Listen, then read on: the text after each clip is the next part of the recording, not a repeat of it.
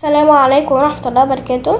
الحاجات دي بس ما يعرفهاش الا مصري اصيل، فاحنا مصري، هنجرب الفلفل. اشهر اكلة فول بتتاكل معاه طحين. تضغط ليه؟ لما حد يقولك عدى عليك كمان شوية غالبا يقصد مش هيجي اصلا. ايه الحاجة اللي لازم تبقى في اي قعدة شاي؟ سكر زيادة. سكر زيادة. كلمة يا عم في مصر بتتقال لما هزار او تهدئة. صح. ميكروباص بيقول ايه لما بيتملي؟ كده فل. لما اكبرك بقى ابقى اعملها لنفسي.